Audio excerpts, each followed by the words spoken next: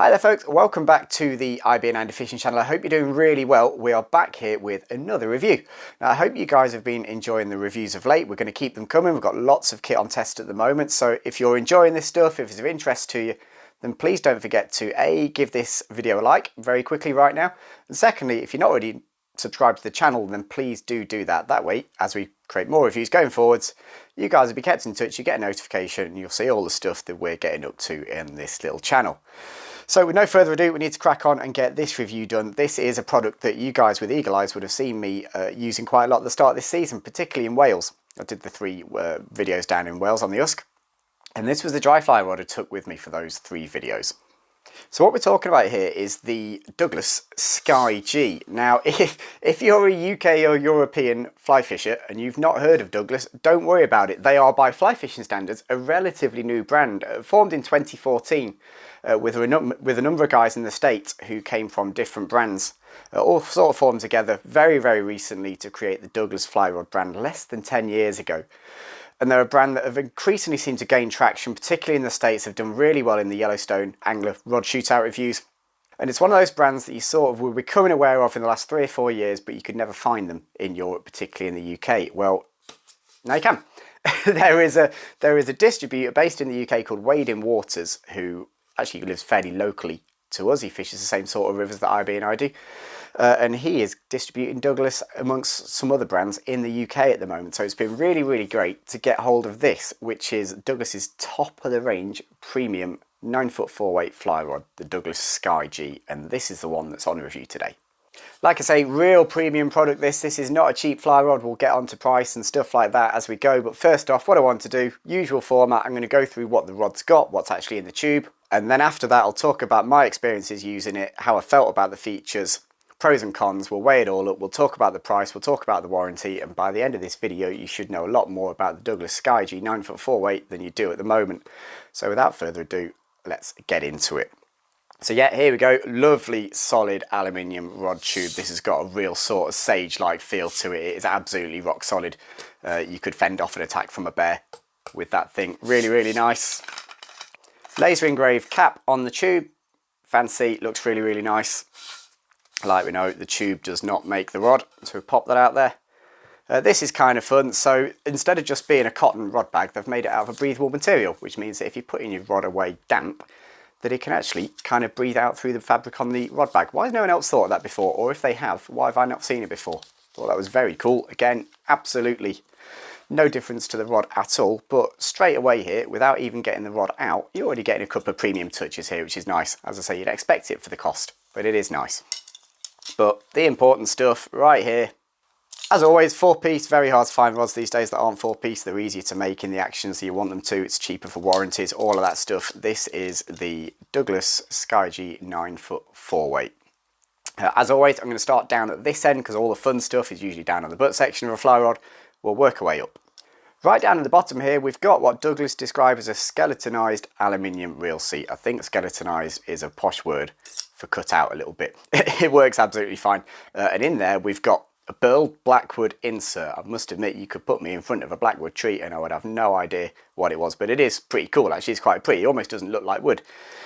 It's fancy. It looks nice. Yep, nice work. Right down at the bottom end here, a little bit of etching down on the butt as well, just to let you know that you're using a fancy piece of kit. A nice slender Halfwells handle. Nice shape, nice tapers, everything's flared nicely. A little bit of composite at each end just to make sure there's no crumbling or nothing falling apart there. I actually quite like that they put that on there. Just prevents any accidents, any damage, any stuff like that. You know the score. We'll come up from there. We have got a little keeper ring on there. Good job, Douglas. We've had this conversation before. You guys know everyone should have a keeper ring. And then we come to the logo-y stuff. They've kept it nice and simple. Douglas Sky G 4904 9-foot 4-weight 4-piece. It's a matte finish blank. I really like that. It's not too flashy. And again, they've kept the whippings really, really simple. Black whippings, little grey tips to them. Really, really nice looking. Very, very simple. Absolutely no frills there at all. We'll go up to the next section here, and this is where the fancy stuff starts. First off, just very quickly, we have got some liner dots on there, and you'll notice on the female sections, it tells you exactly which weight of rod it is you've got. I keep hitting the tube. I need to move that tube. And then we come up to the first guide. Now, Big sign straight away here that Douglas are taking the design on this rod very, very seriously, because what you've got here is one of the bendy Cerakoil guides. Really cool, really fancy. Incredibly lightweight, mega durable. I really, really like that they're using Cerakoils, and actually right the way through the rod, these are all REC recoil guides, so super durable, super lightweight. As far as I'm aware, these are about the most expensive guides you could fit to a fly rod. So it tells you a little bit about the position of the rod in the market, it tells you about the people who have designed it. They've thrown the good stuff when it comes to the guides on this. Really, really nicely done. They've whipped the one with very, very simple black whippings there, nothing too fancy. And we continue with those recoils right the way up to the tip section, where we've got a slightly accented grey whipping towards the tip of the rod. Again, very, very simple, nothing too flashy, kind of stealth-like finish. It looks pretty cool. I quite like it. It's no more than it needs to be. One standout immediately is just how light this thing is. It is ridiculously light. At 2.4 ounces, I've just weighed it on some kitchen scales at 74 grams, which puts it right at the lower end of even the top end of fly rods in terms of the weight. So stuff like those fancy guides, stuff like the cutout reel seat here, is really working hard to shave the weight. It is so light in the hand. So whatever technology they've got in this rod that is creating a blank that Douglas described as moderately fast, I'm not really sure what that means, to be honest, but whatever material it is in there that they call the G-Tech, constructed G-Tech, it's working for them. It's created a very, very light fly rod. So in terms of what you get when you buy the Douglas Sky G, in terms of rod, tube and bag, that is the entire package. As I say, what I want to do now is just go through my experiences of each thing, tell you what I think of all the features, tell you how I've gotten with it in terms of fishing with it, and we'll come to a sort of conclusion as to whether or not we think that the Sky G not only justifies the big price tag, but whether it can compete against some of the other rods on the market, because that is a crowded marketplace at the top end.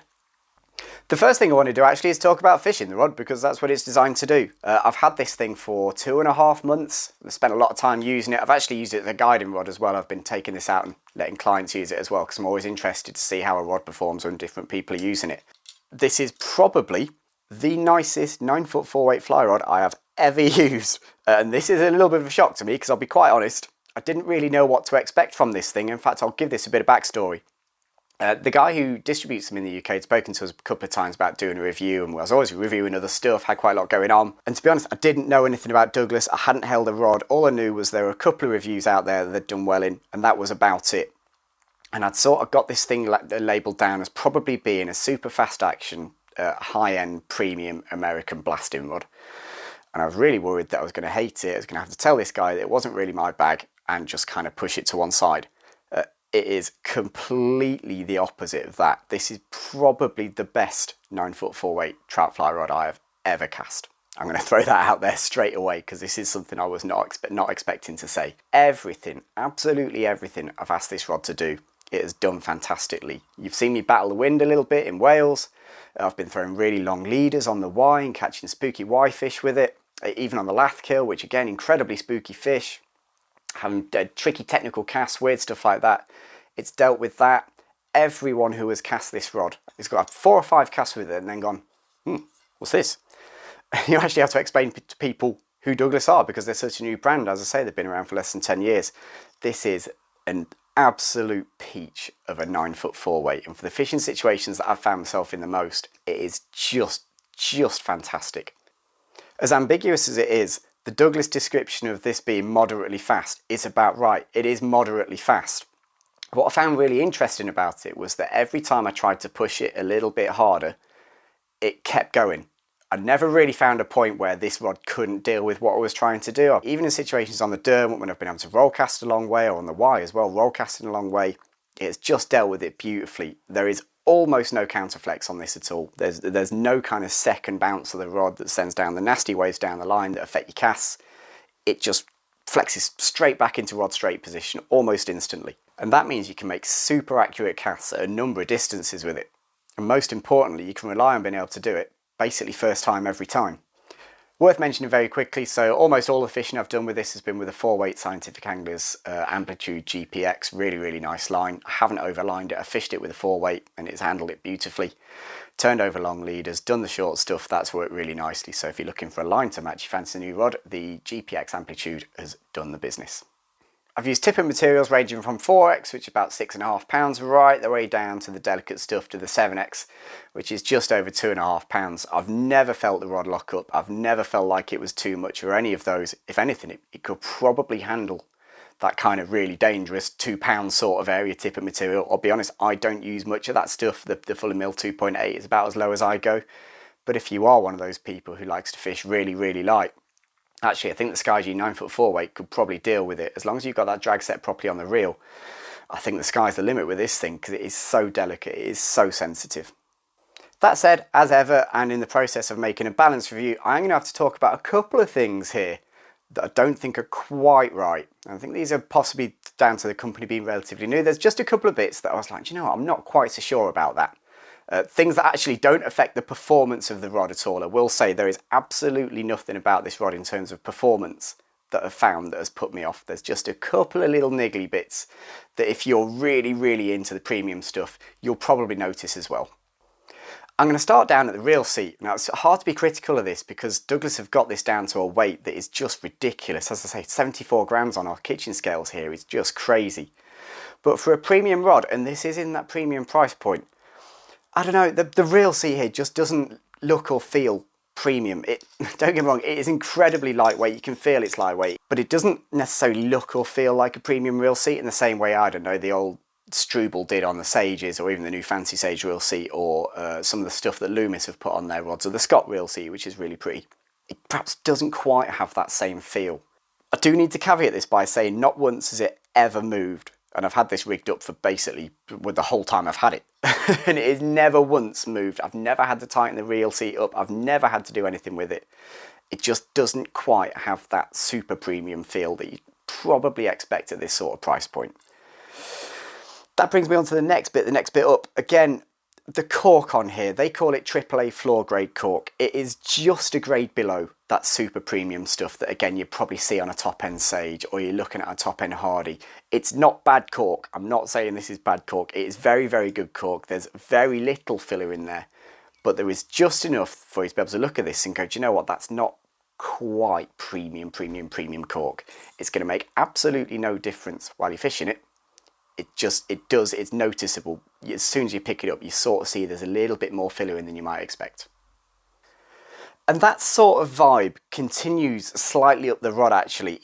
Again, this doesn't affect the performance at all, but even sort of the logo-y area. Everything is finished so simply that it just doesn't quite feel, it's not got that same sort of premium pop that you might get with a established top-end rod. Again, not affecting the performance at all, not affecting how the rod fishes or how it feels. It's just one of those things that you just know it's there. Very, very picky on my part. Possibly moving up the rod, there are a couple of whippings on the guides that were a little bit bulkier than you might imagine for a premium rod. Certainly the varnish work on the Cerakote guide here is a little bit heavier than you might expect. It's adding nothing in terms of weight to the rod. It's not affecting how it fishes at all. Just little bits here and there where you think actually that's not quite that premium finish you might expect from a top end fly rod. And the sort of fixtures and fittingsy bit of this will bring me on to the second bit about this rod. It's not something that's wrong with the rod. It's not a problem with how it looks, it's not a problem with how it feels, it's not a problem with how it fishes. And I think it'll probably be more of a problem in the American market than it is in the UK market. But Douglas actually make their rods offshore. I'm pretty sure these are Korean made rods. Doesn't bother me at all. But I know that particularly the guys in the States who have still got a manufacturing base for fly rods in some sort of volume, there's very little of that in the UK anymore. But I know that the guys in the States are pretty precious about buying American made rods. I totally get it, I totally understand it. And I will say those American made rods, they are generally the ones you would look at as the benchmark for that premium finish.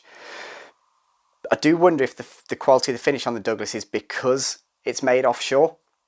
But then the counter argument is, well, if you were making a rod of this quality onshore, is it going to be way above the premium price that the premium rods are already at? So there's arguments to and fro there. As I say, it doesn't bother me at all. I'll be perfectly honest, I really don't care where a fly rod's made. It's just something, again, that stood out, and I thought, well, the American market might push back on that slightly. But I'm probably wrong, because they keep winning all the awards. So they're doing something right there. And in terms of stuff that I couldn't find that I loved about the rods, that's it. A couple of little finishy bits that haven't affected the performance at all, and potentially an issue for Douglas with the fact that they're made offshore. These are very, very small things, and to be perfectly honest, they don't bother me at all, because the rod was so good to fish with that you don't really notice the other stuff going on. It really is a peach of a fly rod.